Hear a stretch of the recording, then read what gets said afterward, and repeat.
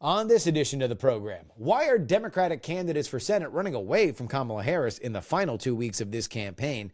Is the Harris 24 campaign reaching out to never-Trumpers correctly? And we talk to the nicest man in politics, Howard Mortman of C-SPAN. He's back on the show. Also, Trump's going on Rogan. It's all coming up. The following is brought to you by Just Another Pilot.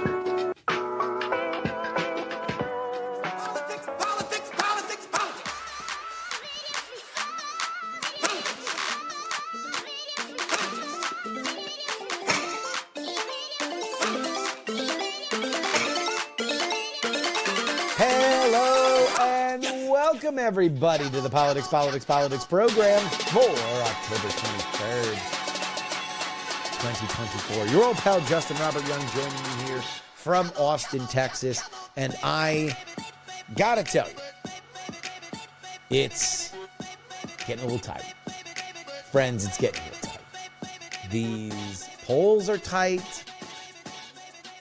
But you'd be lying if you said that they were pointing in any one direction other than Trump. I'm sorry. Let's just go ahead and take a look at our indicators. All of the prediction markets, including Polymarket and Kalshi, are now tilting toward Trump. Some up to 60%. I mean, there's a lot of money, which means if somebody believes that Kamala Harris is very, very likely to win this election, boy, is there a chance to make some money while you do it. The three prediction models that a lot of people pay attention to, Nate Silver's Bulletin, The Economist, and 538, now all pick Trump to win.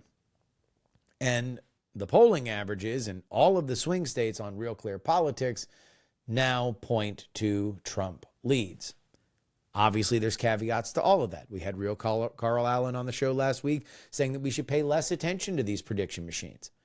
And specifically, it's because you've got partisan pollsters that are flooding the zone, making it look like Donald Trump is ahead when really not much has changed. Now, some of that has had a few cracks thrown in it. You've had some high-quality polls like Atlas Intel show Trump leads pretty much across the board, or at least enough to win the Electoral College. And on aggregate, you continue to see Kamala Harris's vote share in the blue wall begin to wilt into the 47, threatening on 46%. That's danger, Will Robinson. We're going to talk in the update about some of the warning signs on early voting in Nevada. But one thing for which you will always be able to bet on, are politicians wanting to save their own phony baloney jobs, which is why it's very interesting to me that over the last week, the following two ads have begun airing for Democratic candidates for Senate, two incumbent senators. Let's take a look at the first one by Bob Casey of Pennsylvania. I'm a Republican. And I'm a Democrat. Our marriage, pure bliss. But on politics, we just don't agree. Except for Bob Casey. He's independent. That's right. Casey's leading the effort to stop corporate greedflation and price gouging. Casey bucked Biden to protect fracking. And he sided with Trump to end NAFTA and put tariffs on China to stop them from cheating. So in this House, we agree. It's Bob Casey who's doing right by Pennsylvania. I'm Bob Casey, and I definitely approve this message. I definitely approve this message to hear how much I worked with Donald Trump and I bucked old Joe Biden. Scranton Joe, by the way. Scranton Joe Biden. That's who he bucked. You know, banishing NAFTA with Donald Trump. All right. But one is just a random data point. Makes you think that Bob Casey thinks Dave McCormick is breathing down the back of his neck and he has polls to show it. But the other side is this. Steel bars that hold up bridges, propel ships, and send rockets into space. But for years, China's been lowballing their prices, so it's been tough to compete. We can't let China steal Wisconsin jobs, so I wrote a law to require American infrastructure projects use American iron and steel. Tammy Baldwin got President Trump to sign her Made in America bill. And then she got President Biden to make it permanent. I'm Tammy Baldwin. I approve this message. Tammy Baldwin has our back. By the way, what did you not hear in either of those two ads? The word Democrat, the word Kamala, the word Harris. Nowhere. Nowhere. The only time that you heard bucked Biden in the Pennsylvania ad, and you heard that Biden signed a thing. Independent candidates for Senate, bipartisan independent candidates are running for office, and boy, are they talking about economic issues, job issues, China bad issues. Bob Casey also running a lot of ads tying Dave McCormick to fentanyl. So they are both running on a border message. I mean, guys, what goes on in a campaign? What polls do you have to see to run ads like that? Let's remember that Alyssa Slotkin's campaign said to donors 2 weeks ago that their internal polls show that Kamala Harris is underwater in Michigan. I mean, look, I'm sympathetic to anybody on the Democratic side, because the argument is that these polls are not accurate. These polls are like they were in 2022. They are hurting because they are terrified that they're going to get Donald Trump's vote share wrong again. And that means that they are inflating his vote share. But it's increasingly looking like that's your number one argument if you are on the Democratic side of the ledger. Because the behavior of other candidates in these races, the betting markets, the prediction models, and the polls now increasingly are not showing good signs for Harris. Now, we got 2 weeks left to go. Maybe she'll be a strong closer. And we have a bit of an idea of the kind of voter she's gunning for. Liz Cheney is back out on the trail with her. We talk about that and so much more with Hotline editor for the National Journal, Kirk Bado. Back to the program. Hotline editor Kirk Bado. How you doing, buddy? My friend, as we were talking beforehand, if we're coming off a big Steelers win, I'm feeling great this Monday morning. 15 days out, like I got a lot of energy for a Monday here, so let's do this. And a crossover as Donald John Trump in attendance at the Steelers game last night on Sunday Night Football, apparently in the booth with former receiver Antonio Brown and former running back Le'Veon Bell, both of whom have endorsed Donald Trump. In one of the most bold moves in political history, people gave Antonio Brown a live mic at a Trump rally and asked him to read a teleprompter, which if you've seen his cameos, public reading is not a strong suit of Antonio Brown. Antonio Brown has many skills. Public reading is not one of them. But like, how wild would anything Antonio Brown have to say that Trump didn't say? I mean, he's out there talking about the guy showering with Arnold Palmer and being impressed by the his set of clubs and everything like that. His wood driver. The bar is pretty low right now for what could be surprise you at a Trump rally right now. It does highlight that anything can happen at a Trump rally aesthetic. Of course, this was at the Latrobe rally that happened before the football game. It was on Saturday. Let's talk about that. Because one of the things that the Kamala Harris campaign is pushing, and this was part of it, the mention about Arnold Palmer's penis, which got mentioned, I think, 3 times on CNN State of the Union out of the mouth of Jake Tapper. is that Donald Trump is increasingly unhinged, that he is beginning to kind of drift from reality. And while I think undoubtedly he is speaking slower than he did in 2016 and probably even to a certain extent 2020, and you can mark that up as a sign of aging, we're talking about a man who talked about yacht orgies at a Boy Scout jamboree while he was president of the United States. I don't quite think, I mean, him saying other pros who showered with him said, "My God," when they walked out is like, that's PG for Trump. No, it seems like it's par for the course for him right now. And it doesn't seem like that sort of line from Harris is really resonating with a whole lot of voters. It seems like the opinion of Trump and what Trump says is kind of already baked in.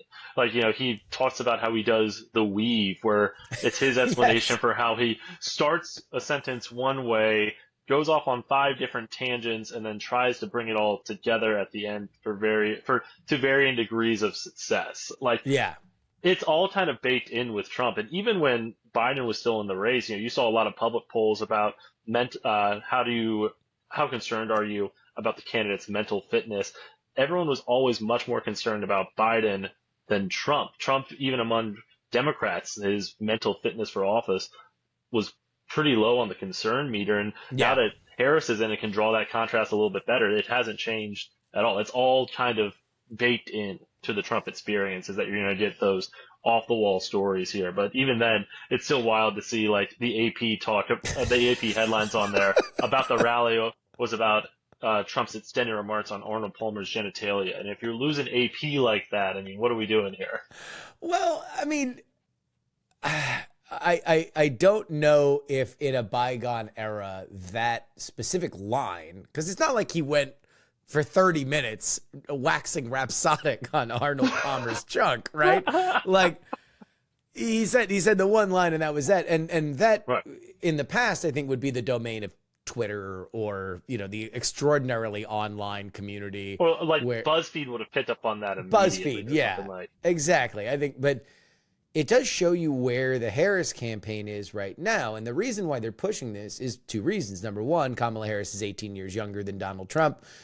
Number 2, as you mentioned, the Democrats are very chastened and stung still by what happened to Joe Biden. And specifically, I think that there's a part of this Democratic coalition that believes it was media pressure that caused Joe Biden to get pushed out of the race because of his age. And number 3, because in polling, one of the few big advantages that Kamala Harris has by like 10 or so points is physical ability to serve. People look at her as younger, and there's that. My problem with it is, if you want to heighten that difference, it's not by pointing at Donald Trump and saying, "Oh my God, he's so weird, isn't he?" Because like you said, we've watched him be weird for 8 years.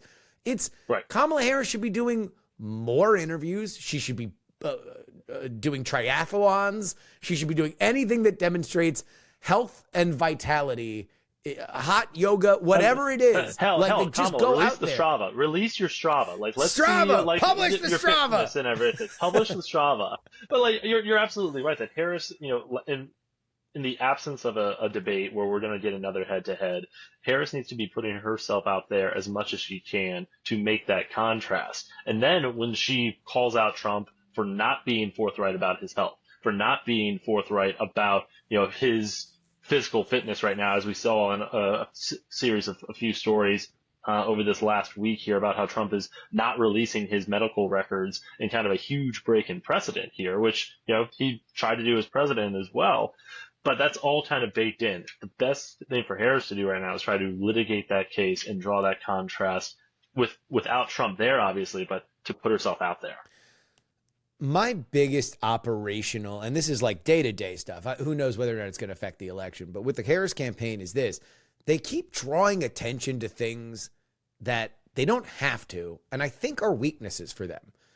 Donald Trump goes out and does this McDonald's stunt, which is like old world politician goofy, right? I was getting flashbacks to HW working the cash register or something like that. Like this is bread and butter stuff. This is old school stuff. And they freak out like it's, "Oh my God, he's cosplaying. This is so weird. This is so gross." Right. Let it go. You have the ability to do these things too. Do your own thing that demonstrates what you want to demonstrate. They do this Fox News interview. I don't think it goes well, but instead of just saying, hey, that was an interview, we have another interview coming up tomorrow, they freak out and act like Brett Baer tried to knife her in the middle of the 30-minute sit down. It just, there's no need to bring attention to things that aren't your strength. Like, you have within entirely your control to highlight your strengths and to minimize your weaknesses. And for whatever reason, I don't know whether it's a lack of discipline on their team or at least their social media team, but they go full bore on everything. Even the things that I think highlight what for Donald Trump is a strength, that he's relatable. He looked relatable at the McDonald's thing. And he says goofy stuff at his rallies. That's why he is the politician that he is, because he says goofy stuff at his rallies. That is his superpower there. And, Justin, you made the great point that, like, she has the ability and the resources to play her own game here. She doesn't have to keep reacting to whatever Trump does. Hell, her campaign raised over $1 billion. $1 billion with a B in the last 3 months here right now. It is not after. Like this is, by the way, just so I want to put a fine point on that. This is after the Biden handover. $1 billion just as Kamala Harris. Nothing before. $1 billion. You have the ability to flood the airwaves as much as you want with your message. You can make the most sophisticated, most technologically advanced get out the vote operation in human history if you wanted to. Instead, you're focused on how he scoops fries in McDonald's right now. You have the ability to call up any newsroom in America, any podcast in America. I would recommend she call up this podcast and come on Politics. She has the ability to set the agenda as much as she wants right now. And yet she's still choosing to get bogged down here in the mud with Trump, which I don't necessarily understand. I understand that the outreach right now is to draw that contrast. You're trying to get those disaffected Republican voters who might have voted for Trump in 16, went over to Biden in 20, and now are having some mixed feelings. That's why today she's campaigning in 3 swing states with Liz Cheney right now. I don't understand, though, this concentration, this fixation on chasing Trump down every rabbit hole he goes down. And Lord knows that man goes down rabbit holes at the drop of a hat. Let me ask you this, Kirk. You're in D.C., so most of the Republicans there are never Trumpers. Of all the never Trumpers that I know, I don't know a lot that are just gigantic Liz Cheney fans that aren't hardcore in the bank Democrat votes anyway. Like, Justin, they are Democratic. So they are Democratic voters. Like, if she wants, I've been saying this for weeks. Why are you hugging Dick Cheney? Dick Cheney was less popular than George W. Bush coming out of that administration. If you want never Trump, go ahead. No, I was just going to say, they left office with like 23% approval rating, not just from the war, but from the recession as well. Yes. This George Bush and Dick Cheney reclamation project, by comparison to Trump, has been kind of ridiculous. And I understand the value of having Liz Cheney endorse you off the front end. I understand the value of doing that first campaign event in Wisconsin with her, where the Republican Party was founded. I don't understand, though, now doing a 3-state swing state tour with Liz Cheney 15 days out from the election. There are hundreds of other more popular politicians in this country that could appeal to Democrats and Republicans, or even just one of those segments, than Liz Cheney right now. I don't understand that at all. I mean, who is she speaking to with the Liz Cheney endorsement who wasn't already going to vote again, not vote for Trump? I mean, what? Maybe you're trying to convince those voters between not so much a candidate to candidate thing, but a candidate or the couch scenario and trying to mobilize them to vote. But I mean, that's got to be a marginal electorate that you're talking to there, a very, very small audience. I actively, and look, we who knows how much this is going to have an effect on it. But if I'm looking at the Kamala Harris coalition right now, I'm actively worried that you are alienating your left flank. because you are already asking them to hold their nose by running away from all the positions that they liked of you in 2019. And by the way, they didn't like you, but they at least liked those positions. They at least liked that you were talking about the Green New Deal. They liked that you were serious about climate change. They liked that you had these more progressive ideals. You've run away from every single one of them. You didn't take any of them as any kind of way to break yourself with Joe Biden. And now you are talking about the Cheneys as if they're the Kennedys. And, you know, we've had people that have reported in Dearborn, it's actively harmful when you have these communities that remember the Patriot Act in a way that is more corrosive than even the Muslim ban. You know, Claire, who reported from Dearborn that was on the show a few weeks ago, said, look, the Muslim ban, they're like, look, we know what was out there. We know what got beaten back. We know the loopholes. We have a general sense of it. They're, you know, getting people to and from the Middle East has never been an easy process. That made it a little bit more difficult, but it wasn't the end of the world. The Patriot Act, they remember as a in their house persecution. In their community, at their schools, at their places of worship, at the grocery store and everything. I mean, to explicitly recall some of the chief architects of that on your campaign right now. Like Alberto Gonzalez. They're shouting Alberto Gonzalez out. He signed the torture memo. Like, I just don't know. If you want Never Trumpers, go on the Bulwark. Talk about podcasts. Go on the Bulwark. Go on the Dispatch. Go where Never Trumpers actually are. And you actually have these conversations where, you know, actively, those are two outlets that are desperately working and trying to avoid defections of people that were never Trump, that might now drift back into the Trump camp. And you see it if you follow their social media. They know what war they are fighting. They would love to have Kamala Harris come on and talk for an hour about X, Y, and Z, about why she's not that scary. I just don't get the Cheney thing. I really, really don't. We need Harris on the focus group podcast that Sarah does over there. I would love to have her just watch results of a focus group of those type of voters that she's trying to court right now, whether it's those never Trump Republicans who she's trying to get to come out to vote, or maybe if it's a focus group of those disaffected young black men who seem to be one of the last true undecided voting blocks here that both campaigns are trying to hit right now. You're right. You need to go to where there is space. You need to not just follow the ball around all the time like you're a 7-year-old playing soccer for the first time. You have to run to space. And it's in those media spaces. You know, we talk a lot about the alternative media that she's doing. You know, loved her episode of All the Smoke and everything. But she needs to go do those spaces if she wants to court those voters where they are at right now. The problem is I don't know exactly how many swing voters there are in Michigan, Pennsylvania, and Wisconsin that are reading Tim Miller on the Dispatch or at the Bulwark all the time. So I guess I understand the value of in-person campaigning over just hitting it over the podcast airwaves. Number one, I don't think that it's an either or. I don't think that you can peel off 15 minutes to talk to these places, especially considering if that's who you believe is going to turn the election. If you genuinely, and I don't think there's any question now, if we're 15 days out and she's doing a 3-state swing with Liz Cheney, they believe that the heart of this election runs through never Trumpers. That's it. That is their bet. That's why they've tacked to the right.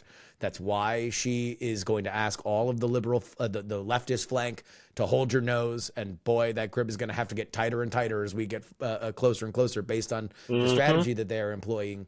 But if you're doing that, I wonder, and this might be something that we talk about after the election, that the people inside the Harris campaign don't actually know what a never Trumper is. They have a caricature of what they believe a never Trumper is, and they believe that it's Adam Kinzinger. When Adam Kinzinger is, look, he's a politician carving out a new lane for himself. And I don't want to doubt that he believes exactly everything he believes, but he sure vociferously said things very differently, you know, before he's got a good gig going on. Yeah, well, I mean, like, look, and no shame to it. I don't want to make him out to be, you know, super callow, but I don't believe that is, if you're maximizing that, what you need to be doing is talking to people that wouldn't appear on MSNBC because they believe MSNBC is poison, right? Like those are the never Trumpers you have to win. And Right. obviously she had a sense of that to go on Fox News. Exactly. But I don't think that came off super well, nor do I think that Bret Baier was particularly unfair. What was your make in that? I thought, well, first off, I thought, again, this is all happening in a vacuum here right now. If this was a more normal campaign cycle, we would have at least one more debate, probably sometime this week or next week. We would have maybe another vice presidential debate as well. We would have more kind of set events that are kind of the beats and rhythms of a campaign season that people like you and I and other reporters can dig our teeth into and get a little bit more substance out of this. In the absence of that, these like smaller events like the swing with Liz Cheney through the 3 states today, the Fox News interview that drew 7.6 million people. Yeah, massive That's number wild. at happy hour. That's the other thing that people don't realize is that wasn't prime time. 7 million viewers in prime time is a out of the box hit for almost anything on television these days. That was at the bar at happy hour that it drew that. Exactly. And there's people who are starving for this type of information. They're starving for this type of interaction with these campaigns, and they just blow up these events into such big deals and everything. This was the complaint about Harris, early on in the campaign, that because she was waiting so long to do one-on-one interviews, every one she did was going to be under the microscope in ways that if she was just doing this weekly, it wouldn't be the case. I thought the Fox News interview, I thought she should be commended for going in there, doing a contentious interview. I felt like Baier's strongest questions were about the families of the victims of the crimes by the illegal immigrants. I thought him pressing her on when she knew about Biden's decline was or Biden's mental acuity were some of the strongest segments in there. And I was really surprised that Harris did not have more answers ready to go about her relationship with President Biden and when she realized it was time for things to change here. I mean, that's, again, how are you not prepared for that? I had flashbacks to Tim Walz in the vice presidential debate, how he wasn't prepared to talk about his claiming that he was in China during Tiananmen Square. I mean, what's the prep work going in here right now? What are we doing here? I was very surprised that I just wonder from their perspective what they believed their win condition was. Because we've seen, go back and watch Bill Clinton on Fox News. Go back and watch Barack Obama with Sean Hannity. Obama did an interview with Sean Hannity, right? He did Bill O'Reilly before the Super Bowl. Remember that when Fox had the Super Bowl? It wasn't like Obama was shying away from contentious interviews, and not just with the journalists in name only, at that network, but the commentators and everything. The commentators, and because he knew that it was going to be a big deal, and he wanted the attention, and he believed that he could hold his own, and he did. He got a lot of credit for that. If you look at those, you see that the one thing that is consistent is don't lose your cool. Whatever you do, maintain a level head, because you have a lot of people that are going to watch you that if they only watch Fox News and they're open to voting for you because they don't like who else they have to offer, they just want to know that there's a steady hand that they can go to. Biden. You want to look presidential. The reason why Biden won in 2020, with all the turmoil that was happening with COVID, Joe Biden looked like a steady hand on the wheel. That was something that you heard repeatedly. For her to get that flustered, for her to not have the answers to questions that, boy, you'd think you'd have let me ask you, why is what would you do different than the Biden administration, this Kobayashi Maru, this impossible to answer question? Why? I don't think Harris believes in no one scenario, so she has that in common with Captain Kirk. But but she tries to bend over backwards and talk about, she keeps relating everything back to Trump, which is to our point earlier, is her whole strategy, and even ways that were different than Biden 4 years ago, is I am not Trump. I am change. I am different. Now, how am I changing different? Well, I'm not these guys. And that's it. It was the hard pivot from, I will not be a continuation of Biden's presidency. nor am I Donald Trump. And the buck just stops there. There's really not a whole lot of detailed, like, look, here's what I would have done differently on the border. Here's what I plan to do differently on the border. Like, Justin, let me ask you this. What is her day one priority? Not be Donald Trump. Correct. I mean, there's not a whole lot of promises that she's made about this is my day one priority. This is my day one legislation. Within hours of, Because that's the problem. And here's what we don't know, right? So we are looking at this thing and it is very befuddling above the waves. Here's what we don't know. We've only gotten bare hints of it with like Alex Thompson's reporting in Axios. Mm-hmm. We don't know what the fight is between the Biden camp and the Harris camp. And I think if she says on day one, I'm going to do X, Y, and Z, I think the Biden camp would say, well, she's never said anything like that in the past. I think that they will knife her in the press and say that there's, we're going to do X, Y, and Z. Now, that raises the question, well, why don't you just leak right now that Harris is currently pushing Joe Biden to sign an executive order right now, or has been for 3 years, and Biden's resisting. Here's how active she was in here, and but they have. It's not been reconciled why Biden left in Biden's mind. He feels pushed out. He feels that he has been the most gracious he could ever possibly be. His one ask is, do not ruin my legacy for your own sake. Do not make me out to be a bag of crap. Don't start shoveling dirt on me while I'm still breathing here and everything. Yeah. You see, I think the only, besides Alex's awesome reporting in Axios, the only time you see like the internal deliberations on the Biden side is during Nancy Pelosi's book tour right now, where she's been talking a lot about the strife between them right now and their completely frayed relationship, since she was the one who was kind of the tip of the spear pushing him over the ledge here. And you and I both covered the 2019 Democratic primary when Harris was running. What's been remarkable, and you made me think about this, is how leak-free this campaign has been so far, even if there's a lot of opportunity for it. I mean, you would have thought that the Harris campaign 4 years ago was just Swiss cheese. The amount it was leaking, the amount of people who were trying to get their own agendas out there, people who were trying to make a name for themselves on the team. Everyone seems to be rowing in the same direction right now, even if it's like to your theory that it's like a glacier where just below the surface it's chaos, especially between the Harris and Biden camps.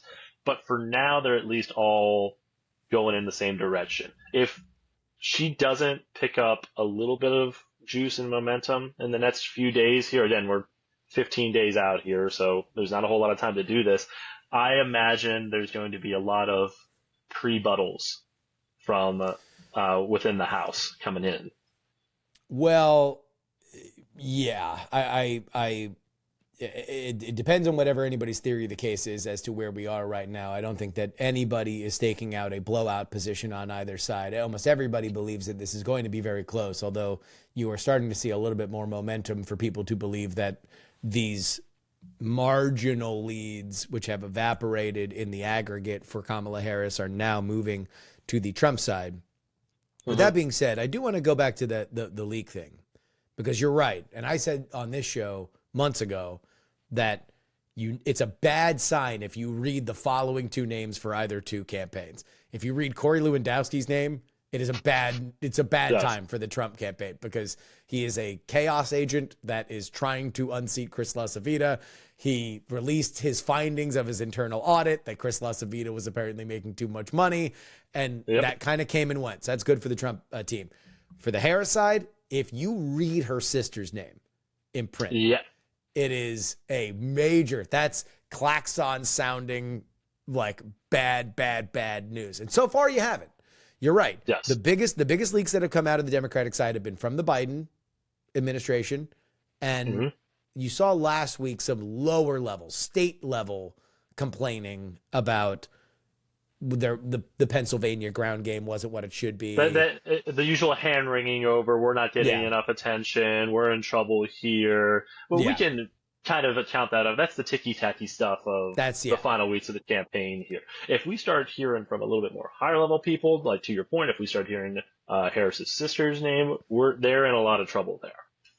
You did see that big thing in the New York Times about the big super PAC for Harris and Biden. It was not Future. It was either Future Forward or American Bridge. I can't remember which one, but I believe it was Future Forward. It was Future Forward. And the complaints being that, they were the number one place where donors were directed to put money, and that they have not done their job. If their job was to depress Donald Trump's favorability rating, they have failed, because Donald Trump's favorability rating has continued to trend upward. And talk about, the $1 billion that they have raised. A sizable portion of that has gone to Future Forward, and they have bragged about how scientifically and data driven they are. They've made 100,000 ads, and they are only putting on the air the most effective. But I don't know. Look, I have a newborn, so I watch a lot of football over the weekend because I don't go anywhere else. I have not seen, if you were to ask me which side of the ledger has more money, I would say the Republicans, because I see way more ads for Donald Trump than I do for Kamala Harris, or at least the memorable ones. I mean, the ones that are, to me, the most effective ad of this cycle has been, I believe it's Restoration PAC, which is a Trump supporting super PAC on the number one issue, the economy. It's just Kamala saying that's Bidenomics, talking head saying this is a terrible thing for the black community specifically, and then the big money quote, a woman saying they're killing us without killing us, and then Kamala Harris split screen, that's Bidenomics with the laugh, right? That's the big, I know exactly which one you're talking about. Punctuation. That to me has been the most effective ad. The Future Forward ads that have come out, I've raised the alarm bell on, because one of them has Donald Trump up with just saying, we're going to give you big tax cuts. Now, it's in grayscale. You're supposed to understand that he's talking to billionaires. But if you're just watching it with the sound off, it's like, oh, Donald Trump's going to give me big tax cuts? Oh, I like that. Yeah. Great. Yeah, that sounds great. Yeah, that one is the one that is relying so much on that audio on the first end, where he talks about, he's in it's some donor video or something meeting, like that, where he talks about how wealthy the people in the room are. Again, to your point, if you're watching on mute, or you're watching at a bar while you're watching the Steeler game or something like that, you don't hear that context or anything like that, and you see on the flash on the screen Trump tax cuts, which it's just not the right type of as effective messaging as you would hope for in such an expensive ad campaign here right now. Yeah, I mean, also, look, I think that they're driving uphill when it comes to the economic message, because a majority of Americans believe the economy is going in the wrong direction and it doesn't work for them, and it's been the Democrats that have been in charge for the last 4 years. It's a bit of a bank shot to try to drill into unaffiliated voters that tariffs are bad. I think you have to explain to them what tariffs are, and then explain to them why they're bad. It's a lot harder to do that than to say, hey, do you like your economic situation? No. I can tell you who to blame, the people who are in charge. Very simple. That is an A to B operation. All right. Well, let me ask you this, Kirk. I have 4 scenarios as to how this election is going to end, and I'm asking everybody that comes on the show to give me what they believe is the most likely. The rosiest for the Republicans is Pax MAGA. This is Donald Trump sweeps the swing states. They overperform in the Senate. It's all this ticket splitting stuff. Throw it out the window. Senator Kerry Lake in Arizona, absolute destruction of the Democratic Party, the likes of which we haven't seen. And there's a lot of thought process that needs to go into the future of that party. The middle of the road that leans Republican, or at least leans Trump, is Democratic civil war. This is probably where the most violence happens on the blue team, because Donald Trump narrowly wins. The Senate map gives Republicans the Senate, and they flip one or two of these Wisconsin, Michigan, maybe. But Okay. the Sun Belt states like Arizona and Nevada are not in play for them, or at least they're narrow Democratic wins. But Democrats do take the House, which means that's where you get all the violence on the Democratic side, because it was not Democratic ideas that were the problem. It was the leadership. And now there's a fight about where that leadership is going to go in the next 4 years. Now let's go to the sunny side of the Democrats. Narrow Kamala win. They lose the Senate just because it's a bad map, and John Tester can't hold on in Montana. That's like a 51-52 majority. 51-52, but they hold the line in all these other states, and they win the House. That is I'm forgetting my own scenario. Untethered by what has been. What's her the Kamala Harris? Unburdened by what has been. Unburdened by what has been. Unburdened by what has been. That's the narrow Kamala win, but they can't win the Senate. And then there is blue skies for the blue team. That is the banishment of MAGA to the shadow realm. Not only does Kamala win the presidency, not only do they win the House, but we're getting big upsets here where I am in Texas. Senator Colin Allred. They are able to keep the Senate. They have all three chambers. Of those four, what in your mind is the most likely? Well, let me start with the one that's the least likely, and I think it's the blue skies are here again scenario. I don't think that is happening under any circumstances here right now. I think the more likely scenario is the tempered down version of Trump winning, where he wins the White House, Republicans flip the Senate, but they also pick up maybe the Michigan Senate seat as well. It's a narrow. Mike Rogers wins the open seat there, and because the House will be decided predominantly in blue states, in districts that President Biden won, the Democrats win the House. And that's the one that you were talking about is maximum Democratic intra-party violence. I think that is probably, as we sit here right now, 15 days out, the most likely scenario, that it is a narrow Trump win, and then all the finger pointing happens immediately. That Biden should have dropped out earlier, that Harris should have listened to the Biden team more, that Harris's chances in 2028, you can forget about them. Those are gone. There's no national figurehead. If she loses here, I think she's done now. Oh, she's done. Yeah, she's done. The recriminations the machine that put her in is the Gettys in San Francisco, and they're going to have a shinier new toy in Gavin Newsom, like to push to the moon past that. He is in the garage, ready to go. He is revving up. I do think, though, that Hakeem Jeffries will still be Speaker, regardless if Democrats win the House. That it seems to be pretty universally acknowledged throughout the spectrum of the Democratic Party that if anything is to come from this, it is Speaker Hakeem Jeffries, and he'll make history as the first black speaker in American history. He will then have to contend with all the fighting inside the House. I don't think it will not be as bad as this Freedom Caucus-led brouhaha was this last Congress here.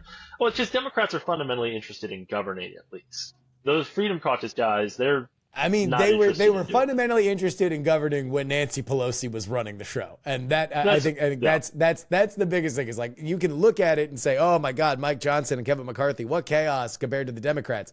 Yes, and Nancy Pelosi is one of the best to ever do it, and it's not like she did it easily. She had to juggle a lot of hurt feelings and a lot of anger in her conference. Is Hakeem Jeffries that guy? Nancy Pelosi's still there. She's still going to be able to play traffic cop to a certain extent. We'll see. I think Jeffries will have Pelosi, a few of the older allies as well, and I think he will kind of fill that vacuum, at least in the House level, at least for a time, of that new generation of leaders. He's a spry, 54 years old here. Yeah. Oh, spring chicken. He doesn't look like any other leader in the path in the Democratic Party. So I think there will be a certain grace period with that while the rest of the party's kind of burning down. It's kind of like that meme from Community when Donald Glover's walked in with the pizza and the whole room's on fire. that is what it's going to be. He's going to be like, guys, I got a pizza party. We're going to figure out this party. Well, meanwhile, everybody's running around tearing down the Democratic Party. I think that is the most likely scenario. I really almost, I don't know, this is getting over my skis, but in this scenario, I almost like can envision like gangs of New York, like all the different factions that are going to kind of meet in the center of 5 points. If that is the case. And the two that I know for sure are the leftist wing, and whoever is leading that, we will see. I know that there's going to be an establishment wing that will be led by Mayor Pete. And then there's going to be maybe Mayor Pete and Gavin will fight it out, right? And then there's going to be a blue dog, an insurgent blue dog wing that is going to be probably fronted by Fetterman, in my opinion. If you look at like the guy who was like, look, I told you Kamala was going to lose Pennsylvania. I said that from the beginning. Biden speaks to those voters in a way that she doesn't, and we need to sell a progressive vision that understands the real world in more of a blue dog capacity. Like we need to give back on certain things, especially socially. So, I think that point also hits on their current trouble with union members. I mean, that is kind of the ball game here right now. Is Harris just eroding support among members of unions, among white, non-college educated voters.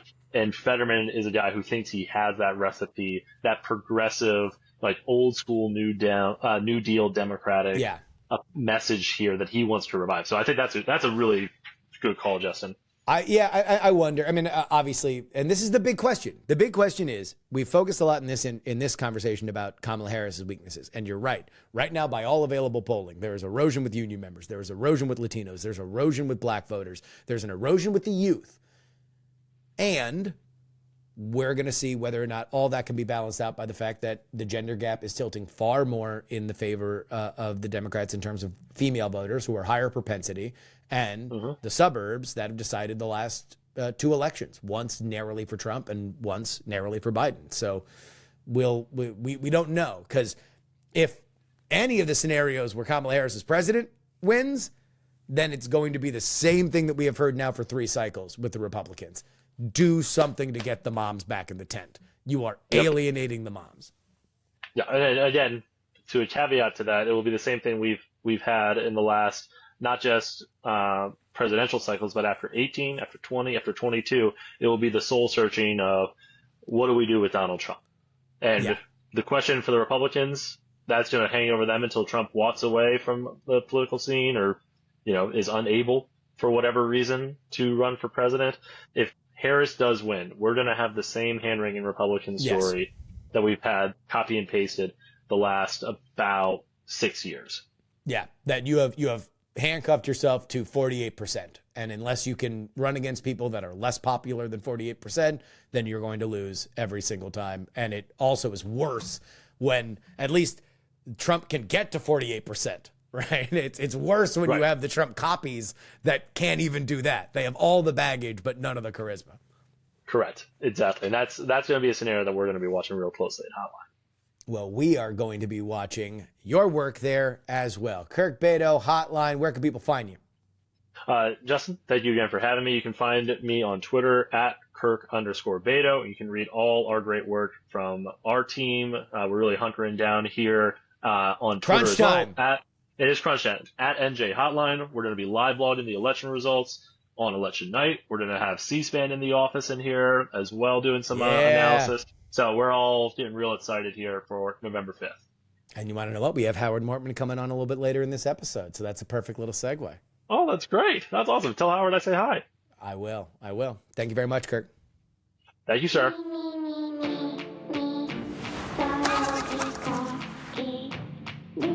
You've spent a lot of time on the campaign trail with former Congresswoman Liz Cheney, as you referenced. Is she somebody who you would consider putting in the cabinet? Have you talked with her about this topic? I'll keep you posted. That is Haley Jackson of NBC sitting down with Kamala Harris in an interview that is just breaking now as we are recording this update, brought to you by politicspoliticspolitics.com. That is our brand new home on Substack. Guys, if you have not moved your support from Patreon to Substack, I implore you to do it. At the very least, take advantage of that RSS feed that you will get all of our bonus episodes on until the week of the election. But also, now's the time to lock in a year's worth of Substack bonus content for less than $100, $99 for the year. 150 episodes of the show for less than $100. Guys, please take advantage of it. If you have any questions about how things are going, well, please let me know. And let me just tell you this. Word's spreading about this program. Word is spreading. We got some good guests in the pipeline, including one next week that's going to blow your hair back. Let's go ahead and get to some of the news that we didn't have a chance to talk about on this show. Former President Donald Trump is expected to record an interview with Joe Rogan, marking his first appearance on the top-rated podcast. The interview will take place in Rogan's Austin studio. Trump's campaign has been targeting young male voters. He has previously been on This Week with Theo Vaughn and the Full Send podcast. Those are the Nelk boys. Although Rogan has previously criticized Trump, he has recently complimented his handling of the economy, and the two obviously have crossed paths many times at UFC. Rogan's influence, especially with his large Spotify following, makes his appearance a significant one. In fact, I will go so far as to say that it is probably going to be the most downloaded podcast of all time. For this kind of interview with this kind of show and this kind of candidate, I'm going to say right off the rip, it has an opportunity to be the number one most downloaded podcast of all time. Of course, Vice President Kamala Harris was in talks to appear on the Rogan show. We don't know where those talks are. We do know that she is going to appear on the podcast of Brené Brown. I am not familiar with Brené Brown. I am reliably informed from women in my life that Brené Brown is somewhere between Beloved and the White Oprah. So a large platform. I don't know if by the numbers it will be as large as Rogan, who has the number one podcast in the land. And, you know, this is where Donald Trump is in a positive position, because for him to go do an hour-long conversation is rote. The man has been doing press his entire life. Kamala Harris has been a managed candidate. She does friendly interviews, and, you know, she is now only a week away from doing her first adversarial interview on Fox News.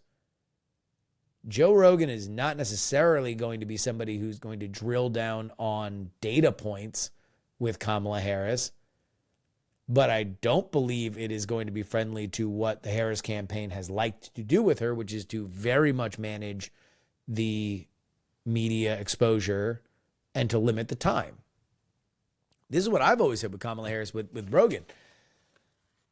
I don't know how many Joe Rogan episodes last a half hour, but I don't know of any Kamala Harris interviews that go for longer than that. That's pretty much the outer length of it. We shall see. House Republicans, meanwhile, are preparing for a significant internal battle over the motion to vacate, allowing a single member to force a vote on ousting the speaker. This is how Mike Johnson got his job. The rule has caused disruption, and Johnson and his allies want to raise that threshold to make such motions more difficult. However, some conservative Republicans oppose the changes, leveraging their support for keeping the current rule to influence Johnson's speakership prospects. While many Republicans, including leadership, want reforms to avoid future chaos, hardline conservatives hold enough influence to block such efforts. Johnson faces a tough challenge, needing a larger majority to push any rule changes successfully. There is nobody in politics that is rooting for a red wave harder than Mike Johnson.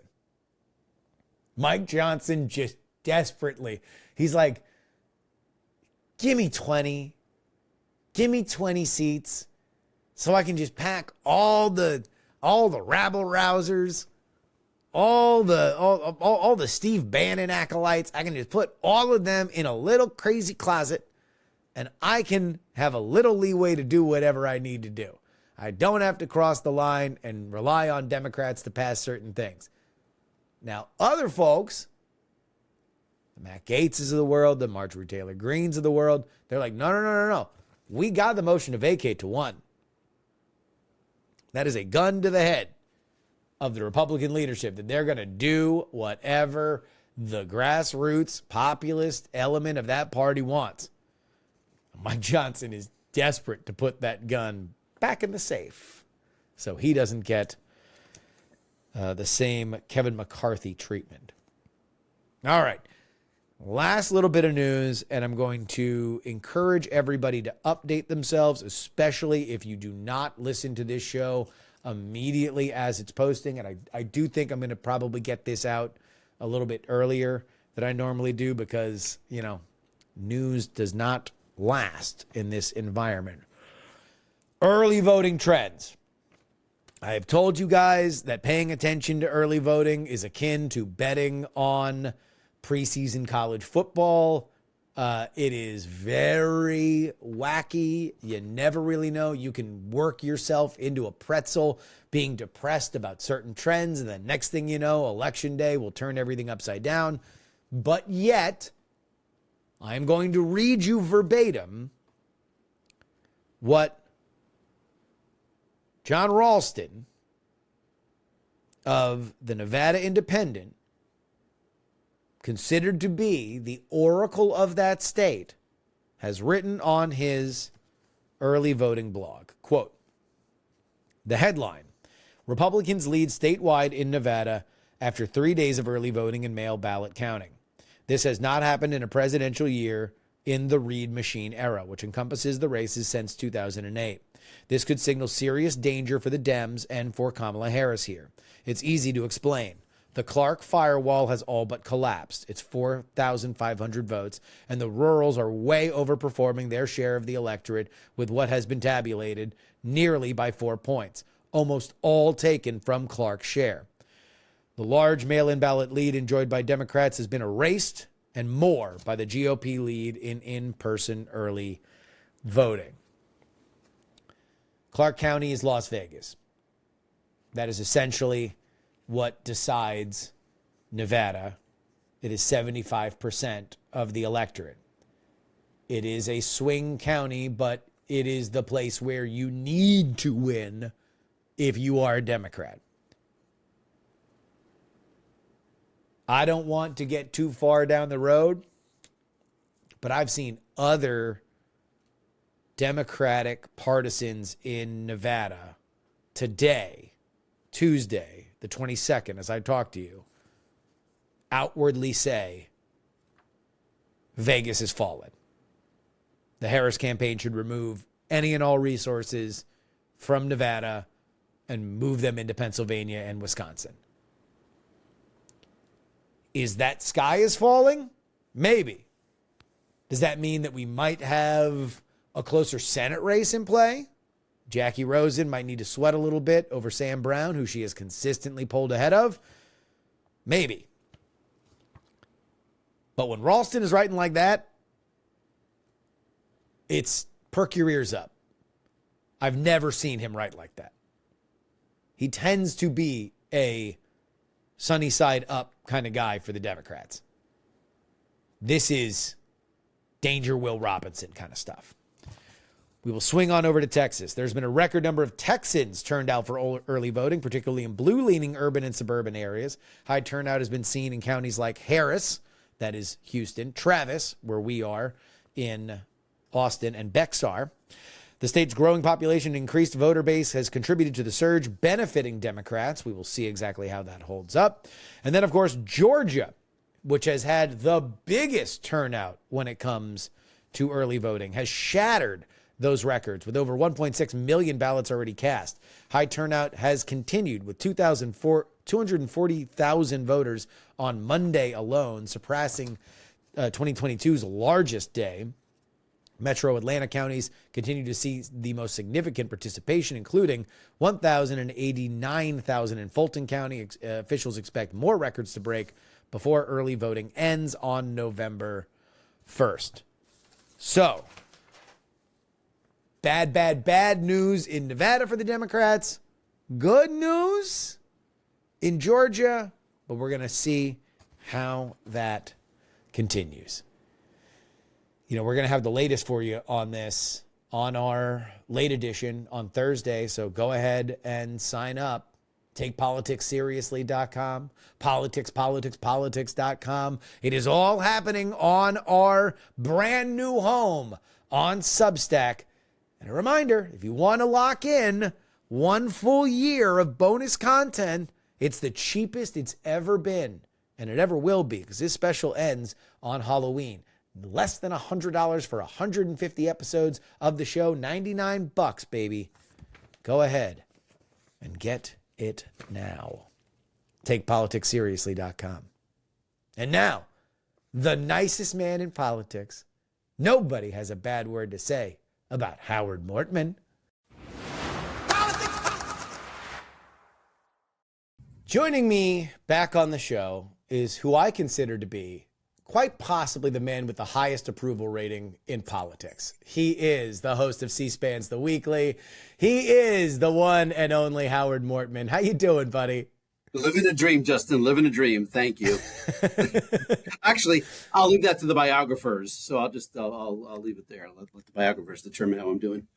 I figured that especially after we had one of those moments that will live in the C-SPAN archives forever, Donald Trump working at a McDonald's for 90 minutes yesterday, now is the time for us to bring on Howard and just talk about some of the more memorable sights and sounds of this election, which has had a tremendous amount of twists and turns in and of itself, as well as us entering into this final crunch time 2 weeks and what we can be on the lookout if history is our guide.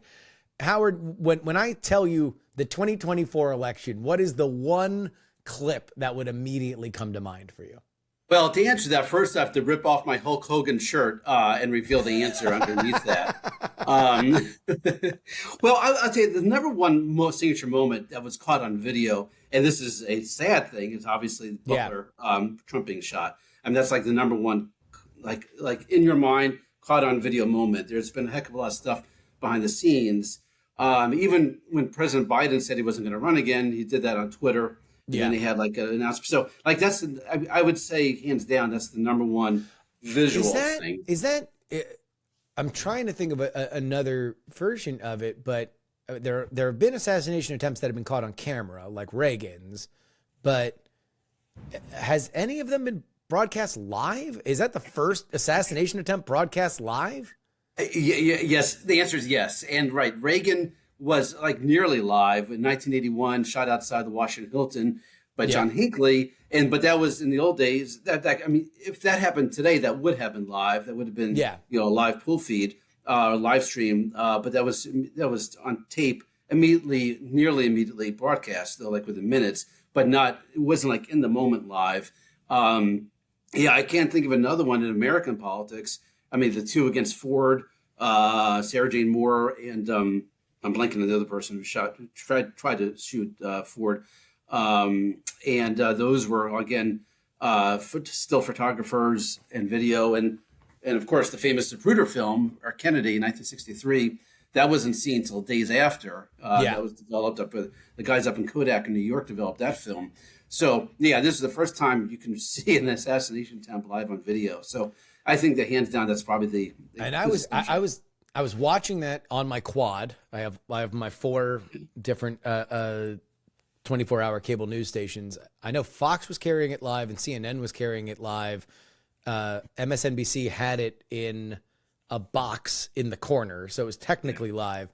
But I mean, that was, millions of people obviously watched it eventually. But so that would, I don't think that there's anything more, iconic for all the wrong reasons than Donald Trump very nearly dying in front of the crowd in Butler. And also the thing about that video is, I mean, if you step back, it was also to see it for the first or even second time, very disorienting because unless you know exactly what's happening, you see the stands emptying and he being rushed out, and you don't really get the sense watching it in the moment that he's just been shot in the ear by this guy. It's like you don't know what's happening. It's very, it's one of these, it's like, it's definitely, it was not a Hollywood production, like what you would see, like what's that Clint Eastwood movie in the Line of Fire? In the Line of Fire, yeah. Yeah, where it's all set up and, the assassin there and all that. You don't, it just, this raw video, I in my mind was compelling just because you didn't know what was happening. So and it's something that definitely you fill in now with the knowledge of what it was. When I was watching it live, I took it less seriously because the crowd wasn't running. It was if anything kind of calm. And then he rises up and you see the blood and you're like, oh, was it some weird thing thrown from the crowd? Like, but as soon as you hear those snaps, those pops, which, gunshots in reality don't sound like they do in movies or television shows. But if you've ever heard gunshots live, and I was lucky enough to live in Oakland for 9 years, so unfortunately I'm pretty well aware of it. It's kind of unmistakable that something like that had happened. You hope that it's not. You hope that it is something other than that. So do you guys have metrics there at C-SPAN to know how much some of these clips have been viewed? Sure. I mean, here's the thing. The TV product itself, we don't have ratings. We don't have ratings because we are a nonprofit and we don't have commercials. But the metrics we do get for videos like that are the publicly available number of views. Like this is the standard, how many people are watching this. And it's funny, the videos that do best for us, and again, best, best most viewed or retweeted and so on, are kind of things that are unique to us, to our coverage that with the media now, so everybody's got the same access to the pool and the feed and it's all monetized. So it's the stuff that's unique to us that nobody else is. While people are zagging, we're zigging kind of thing. Yeah. Those typically do better for us in terms of number of views and having an impact. Butler's example. I mean, everybody had the Butler video, but there are moments that we capture that we are just watching that nobody else is seeing. Like it's available. That people cut away from that C-SPAN did not, because C-SPAN will keep with the pool footage as long as the pool footage is pooling. Exactly. Here's a great example of that from this year. A hearing that I'm trying to remember because of the chase. What happened was Senator John Kennedy from Louisiana is questioning a witness, and it basically says to the witness, "Are you with Hamas?" Yeah. And so that went big for us, and again, meaning big on TikTok. It was a huge view count. But it wasn't unique to us because everybody has access to that video. It was unique to us because we were focused on that. We were watching it. And our guy, Sean Goody, who does our TikTok, and Jeremy Art, does Twitter. And our social media team pounced on that. And we shared it and tweeted out. But again, that's something that we got when everybody else was focused or had their own pundits, the partisan political pundits on TV. We're actually watching and listening to what politicians are saying in the hearings and so on. Safe to say that whenever Senator Kennedy gets the mic, you should probably have the clip, your finger on the clip button, because he is definitely a eminent quotable. Very quotable, very, very clippable kind of member of Congress. Yeah. That's right. All right, so let's take the assassination off the table. Obviously, that's going to be something that people focus on the most. What are the other sights and sounds of this campaign season? Well, I'll tell you, we're taping on a Monday, and we're taping. You actually mentioned this earlier at the beginning. I found to do another Trump example. The McDonald's example I found just so interesting, and because it was so out of the ordinary. I personally like events and video angles that you don't see and you don't normally get, and definitely Trump taking off his coat and putting on a McDonald's apron and putting on the smock. Putting on the smock. And I love the word smock. It's very funny. And then doing the deep fryer. But then after that, which is like the set piece, that's like the set photo op. But then he goes, and have you seen like the full 30 minutes of it or anything? I have not seen the full 30 minutes of him. Whoever staged this, definitely put it on your resume, because it was very, very well staged. Not only all the shots of Trump working the fryolator and then at the window, but really, I think the big piece de resistance was him doing the gaggle through the drive-through window. That's the punchline. That's where I was headed, to do a gaggle. And he is, to set this up, he is, after he does the fryolator, he goes over to the drive-through window, and the local reporters all are on the outside where you normally drive through and get your fries and your shake and your burgers. It's all reporters out there. And he's on the inside with the apron, and he's like in the drive-through window taking questions. And bashing Kamala and all that. It's one of these things where, like, you don't normally see that kind of video, but it's just very interesting to watch. So, and so you guys have the full thing on C-SPAN. That was everything that was recorded from the moment he puts on the apron to when he wraps that gaggle. Even earlier, he actually walks into the McDonald's and says, "I'm here to apply for a job." And then he goes on. So that full 30 minutes, we don't standard C-SPAN practice. We don't cut away. We just put it out there, let people watch for themselves and think for themselves.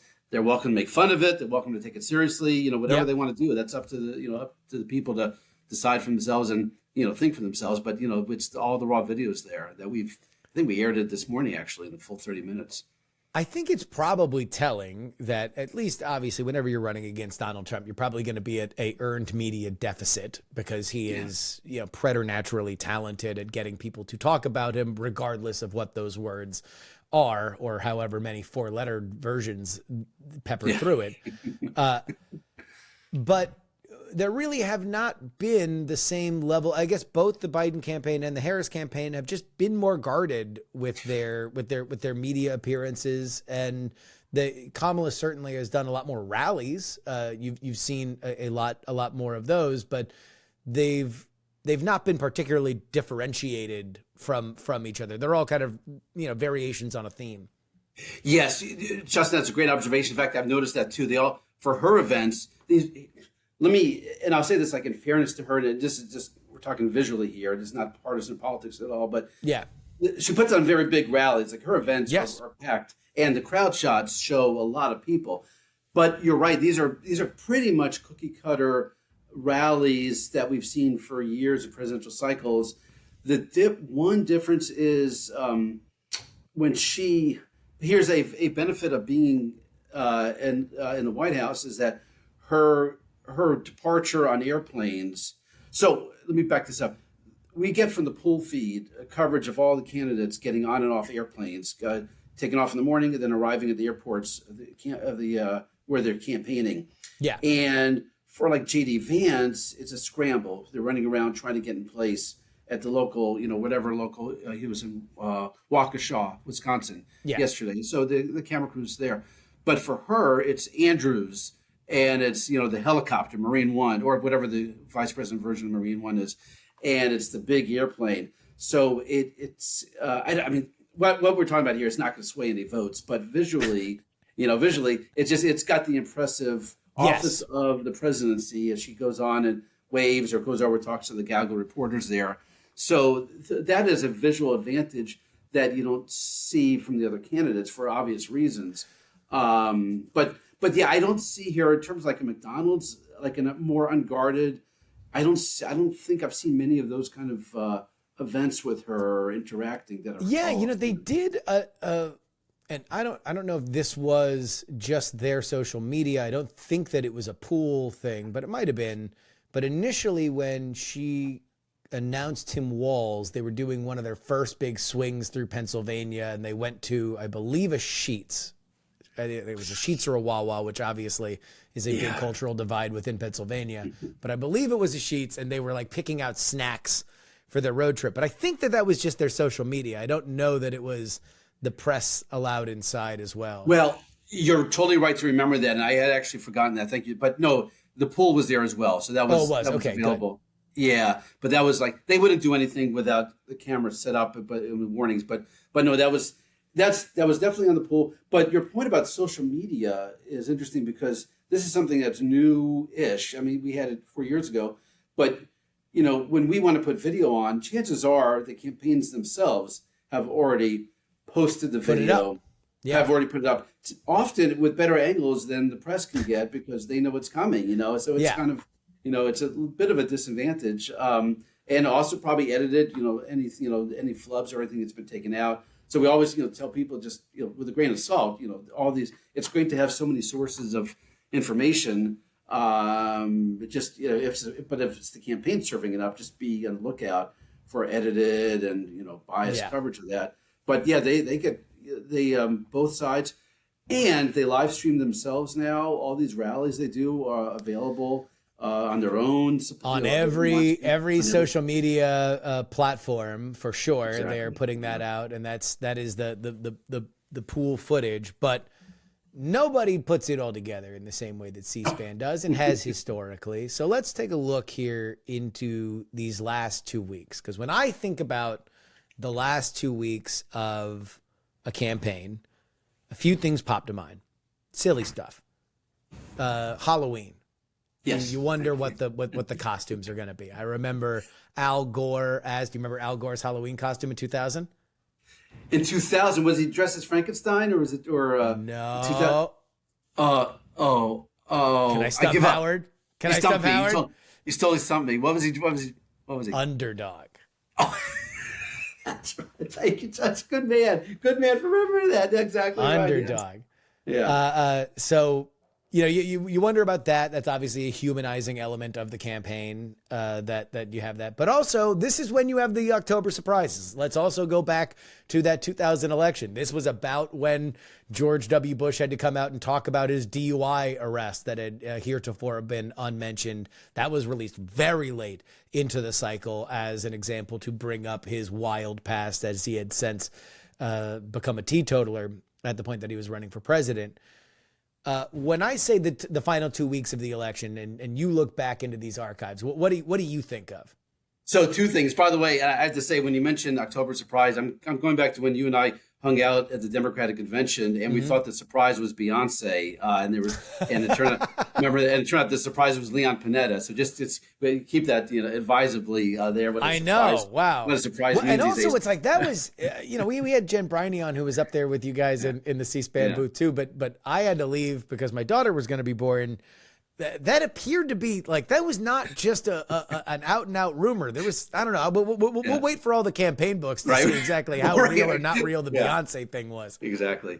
But okay, to answer your question, by the way, this is just, I cannot believe how great you are at plugging this week's The Weekly Podcast, because it is Halloween themed. It is all the mentions of Halloween on the campaign trail going back to 1984 and 1988. I have my first mentioned by presidential candidate Michael Dukakis does a Halloween themed mention. So here's what to look for, and look for and these are all on the podcast, the weekly podcast from C-SPAN Radio, available wherever you get podcasts.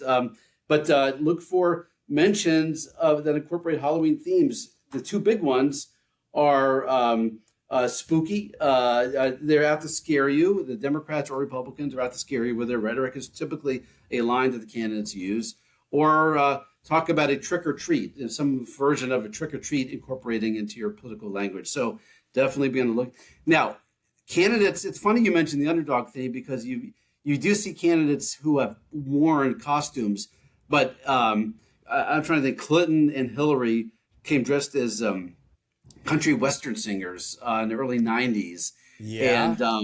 And I'm trying to remember some other examples. Controversially, of course, because Hillary Clinton had that Tammy Wynette "Stand by Your Man" quote. Exactly right. But they normally don't wear that on the campaign trail. So sadly, there's no good video of that. But yeah, definitely look for Halloween rhetoric. And this is going to be standard fare political observation, but it's I think the language is all about talking to the base for the next 2 weeks. It's all to get out the vote base rhetoric. And that's just going to be interesting just to hear as an observer what their get out the base rhetoric is. Over the weekend, the Trump campaign talked a lot about Catholic votes. Trump mentioned Catholic votes, and he was in Latrobe, Pennsylvania, and J.D. Vance was up in Waukesha, Wisconsin, and both talked about Catholics. So it's seeing how they played their bases in these final 2 weeks. That's just good. It's going to be really interesting, just a political science experiment to see what they're talking about. Yeah, that is one element as we kind of get into the final. The clock is ticking down. Every day matters. There's a little bit less of especially in our modern cycle where people have been running for president for 2 years now. Whenever anybody does or doesn't do something, the commentary class is like, well, that's what they're doing now, but they're gonna be able to get. Now we're out of that. We're out of time. Anybody that you need to talk to, you're gonna need to talk to them now. You got to go to their house. You got to knock on their door, either physically or metaphorically, because this is it. This is when everybody. This is when the elections are decided. Yeah, and you see that now, and you see them like right now. It's all these key states. It's just in the small towns, and Trump is in small towns, and Kamala and Vance are just really hit. Over the weekend, you as a political junkie will appreciate this. Tim Walz was in Omaha at that the second district. The one vote. That big Nebraska district, which would be the difference. There was that push in Nebraska to take away that proportional representation. If folks are not aware, I don't know who's listening to this that isn't, of course, aware about the one Nebraska electoral vote, but they have proportional representation, partial representation for their electoral votes, which means that the one most liberal district in Nebraska, in Omaha, could give or does usually give an electoral vote. Yeah. That would be the difference if the Democrats won all the blue wall states but lost all the Sun Belt states of winning the presidency or not winning the presidency. It is that close. And so there was a push to take that away. That failed. It was a little bit of a last minute haphazard push, in my opinion. But right. But yeah, that was gone. And so now Tim Walz, who it looks like the Democrats are going to win that district, you got to do everything you can to get every vote you need.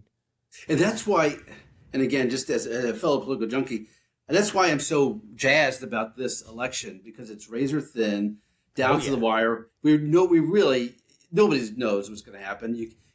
Something like 1996, clearly Bill Clinton was going to beat Bob Dole. Yeah. 1984, clearly Ronald Reagan was going to beat Walter Mondale. There was no question about that. But here, everybody can come up with a theory, and you can say, well, Trump's slightly better in the polls, whatever. But if you are just juiced by campaigns, this is just a wonderful campaign to be watching and to be part of, as fellow media, and to be observing all this right now. I know that we stay away from the partisan stuff, but just you mentioned Walter Mondale. It immediately brought to mind the Al Smith dinner, which happened last week. Kamala Harris did not attend, therefore making her the first candidate since Walter Mondale to not go to the Al Smith dinner.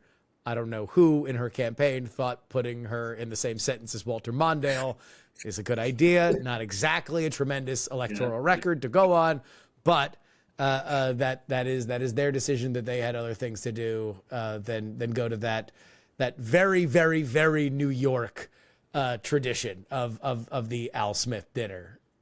Justin, you're the only one I could talk to about the Al Smith dinner, and we could riff for an hour about the Al Smith dinner. I love you for that. And so again, for your this is awesome. For your listeners, the Al Smith dinner is actually an annual dinner held, as you said, in New York, legendary New York City, and it's plutocrats. It's the rich of New York but it's for a great cause. It's raise money for Catholic charities, and it's a traditional dinner, booze filled, and you can see that on TV, all the wine and all that. And traditionally, there have been, as we say, there have been years when there haven't been, but traditionally, the two major party candidates speak and make jokes. And even though I can't be partisan, I am a lover of political comedy. Of course. And I would tell you, I would tell you some of the jokes are really funny over the years. They've been very funny jokes, both candidates. And it's just been a tradition that both candidates talk and make funny jokes. But in the end, raise money for Catholic charities. It's a multi-million-dollar fundraiser. It is, and parking. By the way, parking costs $75 to get this. So That's how expensive the thing is. It is such a New York event because and we're about to get into this because we'll be into the off year cycle after this election, which means that we spend an inordinate amount of time talking about the New York City mayoral primary and the Virginia gubernatorial race. But one of the things that the longer I've spent covering the New York City mayoral primary, especially on the Democratic side, is New York City is still a very ethnically and religiously based power structure. Like you are talking to the Catholics, you are talking to the Jews, and they live in specific places in specific boroughs. That is where the ties that bind are in terms of voting and turn out the vote organizations. And so the Al Smith dinner, of course, for Catholic Charities, which is about 60% Catholics, 40% Jews. Right. Like it is very shticky, very Borscht Belty, like in a very, very old world sense, but you can't help but love it. And I it had an awkward phase during the Trump years, or at least through these cycles, because Trump showed up in 2016. He even admitted it this year, way too mean for the roast, and it turned some people off. 2020 obviously doesn't happen because of COVID and in person meeting, but it would have been nice to have Kamala there because usually the Democrats have better comic writers than Republicans. Although Trump's speech was pretty funny this time, I thought. And I say this just as an observer and a lover of comedy. I thought some of the jokes landed well. I actually laughed. Some of them were good. He did a joke he did in 2016 that I think is actually kind of funny. He says, "They tell me I need to be self-deprecating, but I don't." Well, I'm gonna butcher the line, but something like, "But I can't do that. Like I have nothing funny to say about myself." Yeah, it was some. I mean, he did it better than that, but he did that same joke in 2016 when he was there, which it's a funny premise. And he pulled it off pretty well. But yeah. Well, the other funny thing about it is that, again, because it is New York City power structure, you have the New York City luminaries there. You had, I think, every living recent mayor was in attendance, including the currently embattled one, Eric Adams, who that was one of the better Trump lines, that he's the only, I've never known a vegan to like turkey so much, in reference to Eric Adams' federal indictment for, foreign influence. But Chuck Schumer, a mortal enemy of Donald Trump in his 4 years as president, a erstwhile ally, as Trump mentioned back in a bygone era, is sitting literally next to Trump the entire time. So you can see him react to all of these jokes, try to control his laughter when he obviously wants to giggle at the ones that are funny, to roll his eyes at the ones that are over the edge or too mean. But it's very rare that you get to see that. Yeah, you're totally right. It's rare you get to see that. And the reaction shots are as interesting. If Schumer showed a little, I thought he was into it. I thought he was like, he knew he was in the shot, and he knew people were watching his reactions. I thought he laughed if he thought something was funny, as opposed to Mike Bloomberg, who was in the row before, who was just just like ashen face, having it, up there. But it's funny. And then I'm glad you mentioned the mayors, because Trump did something I have never heard before at a Catholic charity fundraiser, and that's curse and use the S word. He was Father Cardinal Dolan, 2 seats down, and he used the S word about Mayor De Blasio. Which again, a very New York moment to go over the line to talk about how much you didn't like Bill De Blasio as president, or as mayor rather. As mayor, yeah. So you're totally right. They had all the New York milieu, the big aroma of New York was just. No, I love it. So but going back to what you said, I mean that's something that we showed on C-SPAN. And you can see it online. You can see. You mentioned Kamala Harris wasn't there. She instead sent a video of her and with Molly Shannon doing Mary Catherine Gallagher. Yeah. Right. Heard that shtick. Yeah.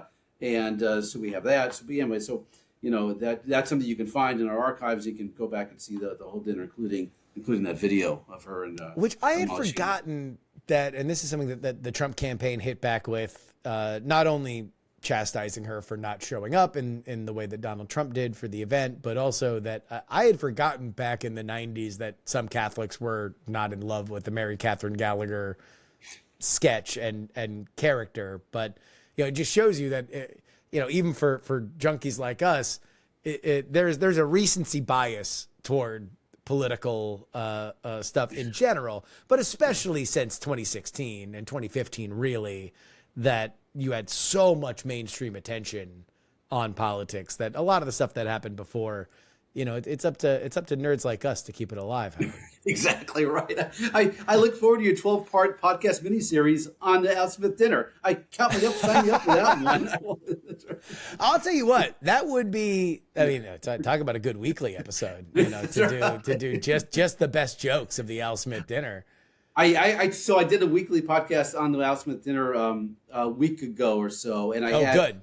Yeah, it was the president. It was like the best zingers from the presidential candidates there, and perfect. Some of them are really funny. Like George W. Bush was funny, Mitt Romney was great, and Obama killed it a couple of times. But yeah, you're going back to your point about they get the joke writers. Some of the best jokes come out of that dinner, and it's a lot of fun to watch. I will say that Trump has, at least his speech, greatly benefited from the fact that there are top shelf stand-up comedians that are now open Trump supporters, because usually that was not the case in 2016. There were not a lot of people that would consider themselves entertainment professionals that wanted to come out with a MAGA hat.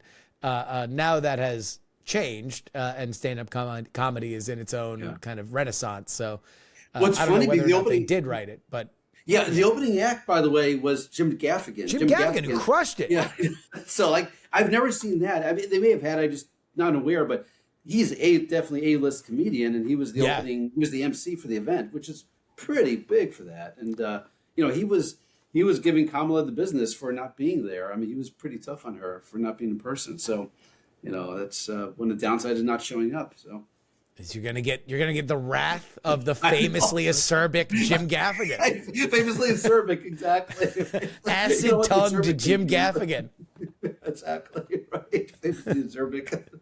I love it. All right, so roll through. Obviously, this is the crunch time. Everybody needs to be watching C-SPAN for all of the on-the-trail coverage, the actual pool footage that will get cut around and diced up on all the different networks. You get full and complete on C-SPAN, but also I can only imagine that you guys are wall-to-wall for election night. What can people expect? Yeah, so I actually want to thank you for that. I will mention that. I want to put in one additional plug is that something you get from us you can't get anywhere else is coverage of Senate and congressional and governor debates, and we're gonna have a lot of multiple dozens of debates that we're showing right now live and on tape of key Senate races, key congressional races, and governor races. So that is one big distinction for C-SPAN, that we are able to show that. Now, this is critical this year because of control of Congress, and the houses could flip. We all know the storylines, and razor thin on both sides. So that's for October. October is debate month at C-SPAN because we get all these Senate races in. Yes, and that leads over to election night. Which, by the way, hold on before we get into election night, we had Jason Whiteley, the moderator of the Ted Cruz Colin Allred debate, on last Friday. He mentioned from inside WFAA, the television station that broadcasted, that not only were the requests for live coverage on local television stations far and wide, as far as Louisiana, but they made the conscious decision, even though they were asked to have carriage of it on national outlets, they denied it to everybody but C-SPAN. C-SPAN. So just the only national outlet. Yeah, I didn't know that they denied everybody but gave it to us. That's an incredible story. I must say that we have a politics team here, and our political producer, his name is Nate Hurst, and he works with Greta Bronner, and they lead our politics coverage, and they work very hard in building partnerships with local affiliates who are putting on these debates, and it's thanks to the local TV stations who allow us to show it and give us the rights to be able to show it now. But that means it's their debate, and we give them full credit, courtesy lines for all the local stations. And that's our political team working hard, trying to get access to these. But that is a wonderful story, and I will tell Nate and Greta that they gave it to us and nobody else. I mean, that definitely means a lot to us. That's huge. He said that they had requests from other national outlets. I could only imagine that it was probably Fox or MSNBC that would want to run it. But you guys were the pick. Yeah, since you're in Texas, I mean that was a big debate, right? Like I watched it, but in your world in Texas, that was, Yeah, it's interesting. I am in a very blue dot amongst a fairly red state, obviously, especially by landmass. It's curious. I don't quite think that Colin Allred has had the breakthrough that let's say a Beto O'Rourke has, who's going to forever be the high watermark for a Democrat in the Lone Star State, but it certainly was well covered. And I'll tell you what, Howard, when I was watching the University of Texas Longhorns against the Georgia Bulldogs, there were quite a bit of Colin Allred and Ted Cruz ads. They were all over the place. Although Colin Allred didn't have any clips from the debate, which is interesting that he didn't. He had a few strong moments, but I guess not enough to cut up into an ad and put on television during a big moment of viewership like that. I was I tell you a couple things from that debate. I was struck by how many times he mentioned Cancun, and I didn't know that still had a shelf life. That's a big thing down here. Oh, interesting. Yeah. No, it was the visuals. The visuals of Ted Cruz going to Cancun while the state of Texas was in really, really, really dire straits that was among one of the more dubious elements of political malpractice that I can think of, especially from a politician that is pretty astute. He kind of knows the lay of the land politically, Ted Cruz, whatever you might think of him. That was an unforced error. The fact that he thought he could get away with it is staggering, absolutely staggering. Yeah. So anyway, that was interesting to hear, but no, it was a solid debate. But anyway, so I'm glad to hear that the station. Yes, WFAA, they love C-SPAN. So let's talk about election night. How are people going to be experiencing the coverage of this election on C-SPAN? The big thing for us, what distinguishes us, is going to be, and it's something that actually, Justin, do you mind if I break news with you? Do you mind if I tell you stuff? Please, we love it. We love it here. That won't bother you at all if I tell you things for the first ahead. Time. All right, go ahead. You're up to it. After you use the word acerbic, I feel like I want to share many things with you. But we're actually working on this now. And we're going to be announcing soon. But our premise is people on election night want to see the results and they want to see the speeches. And I don't know if people still want to see partisan political pundits emote, on TV, but people just want hard information.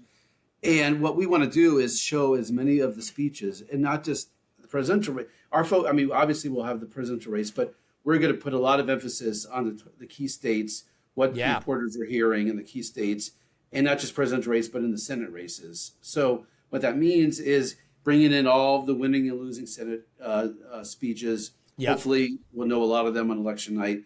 Our website is going to be full of results, and it's going to be full of on-demand. People can go and watch these speeches. So it's going to be just flat out as much information. And we're going to start early. We're going to have reporters and experts in these targeted states. So as much as we can just push out, and then with the signature part of C-SPAN, calls and hearing people's thoughts on the election. Who would you vote for and why? What do you think of the election kind of stuff, and taking social media comments. So, everybody's got their place in the political media ecosystem election night. Ours is, as we always do, get our voice out of it, but to show much more of the coverage and the control of the power of who's controlling Congress and the control of power of Congress.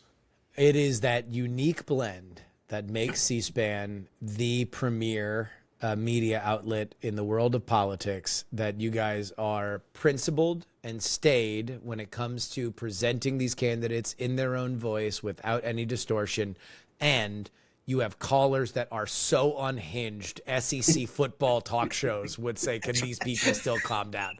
Like, it is just such an amazing blend. Chef's kiss, as it always is. And I'm sure that this is going to be a banner night in 2024. I know that we'll be doing our coverage, our live streamed coverage, but we will certainly have the C-SPAN box that we can go to whenever there is one of those big concession speeches, because I would imagine that I'm going to take a wild guess, as it usually is. It'll start in Florida and then work its way across the country to see what these calls are, what these speeches are, and especially in the Senate races. I would assume that Senator Scott's race with Mariska Powell would be first, and then boy howdy, as we get through Pennsylvania, Michigan, Wisconsin, it's gonna be wild from polls close until the wee hours of the night. Exactly right, exactly. And you listeners, Justin is there to put it all together for you and to analyze it and give you expert analysis. So if you're going to watch C-SPAN, I also want people listening to Justin Robert Young and the Politics podcast. We will, obviously. We work well together. Two great tastes that taste great together. PX3 and C-SPAN. Always a good time. Howard Mortman, The Weekly, the best political podcast, in my opinion. And I think that everybody should listen to it. It's an easy listen, but if you are a political nerd, guys, there's no better. It just scratches that part of your brain that's like, have I heard from this nearly forgotten political figure in so many years. Howard's there for you with a clip that will just make you smile regardless of your political affiliation. Howard, thank you so much. Is there anything else that we need to get out there for you? Everybody in C-SPAN loves Justin Robert Young. That's the only thing I want to really. And we'll get together in time for the New York mayoral race, the Virginia governor race, and the New Jersey governor race. We got to keep moving this forward. The story never ends, Justin. We keep rolling it on. What's next? No. What's next? There's always another campaign. Exactly. It was like that moment a few weeks ago when, amidst everything, Winsome Sears announced her gubernatorial race in Virginia. I'm like, hope springs eternal. Exactly. Hope springs eternal. Even though this is winding to a close, I still have Winsome Sears in my life, and I'm very excited. All right, Howard, thank you so much. Thanks, Justin. Wonderful. Thank you.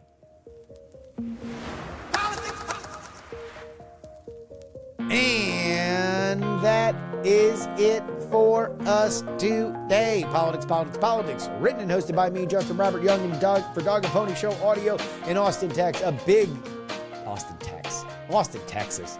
Big thank you to Kirk Bado of Hotline. He is the editor for that esteemed establishment from the National Journal. And a big thank you to Howard Mortman of C-SPAN. What an amazing... I got to tell you guys, so before we did that interview, this is how good C-SPAN is. Like, they are actually just so lovable, so amazing. Before we did that interview, the damn near entire office for C-SPAN demanded I go get my little baby girl and I hold her up so the office could see. And then Howard Mortman put her in the Slack, and more people that weren't already looking at the screen came in so they could see the baby and tell me congratulations. That's how good C-SPAN is. Support C-SPAN, dude. They're just the best. TheYoungAmerican@gmail.com is where you need to go to send me an email about whatever you'd like. If you want to follow us on socials, TikTok is Justin R. Young, Instagram is Justin R. Young, and my ex is Justin R. Young. You can find us on YouTube, Politics. And you can support us with a one-time donation on PayPal. PayPal.me/PayJury. Venmo is Justin-Young-20, and you can find my Cash App, PX3 Cash. If you'd like to send me anything you'd like in the mail, it is P.O. Box 153184, Austin, Texas 78715. You can always get our bonus content at TakePoliticsSeriously.com. Our $3 tier, which is now our $12 a month tier, gets you 2 bonus podcasts per week covering all the news that we miss on our free podcasting schedule. And our Titanic tier, our founding tier, is where you get your name read at the end of the show, like these fine folks. A dog named Checkers, Meemaw, Peepaw, Scott, Middle-Aged Mike, Tom, Jeremy, Chiller Tomatoes. Oh yeah, it's Adam, AB Puppy, David, Dr. Whiskey, Fat Tony's PJs from New York, Michael, Matthew, Will, The Borge B, Matthew, Edwin, Andrew, Sam, Andrew, Phil, Devon, Paul, my mom, Gloria, Berkeley, Stephen, John, and Ryan. And you know what? I think we got one. And Pro Idiot. Thank you very much to Pro Idiot. By the way, you can put in whatever money number you would like in the founding thing, and Pro Idiot put in 666, which the mark of the beast for the spooky season. You love to see it. On Friday's edition of the program, the glorious return of Bill Scher, giving us his biggest thoughts about the Kamala Harris campaign, and your friend and mine, the headmaster of the political orphanage, that enchanted hat rack of a man, Andrew Heaton, is back on the show. He is on a road trip because he is moving to Washington, D.C., and he gives us his thoughts on all of the signage he has seen, what it says about the electorate, and then we just have general conversation, up to and including the new way that we're going to gauge, the new prediction engine for this election, what meager amount of money Heaton is willing to wager on either side of the ledger. That's Friday. If you want the episode in between, I think it's going to be, I don't know, I got a feeling it's going to be a good one. Head on over, politics.com. Till then, this is your old pal Justin Robert Young saying, some shows talk about politics, others talk about politics, and still more discuss politics, but this is the only show that dares discuss all three. Diamond Club hopes you have enjoyed this program. Dog and Pony Show audio.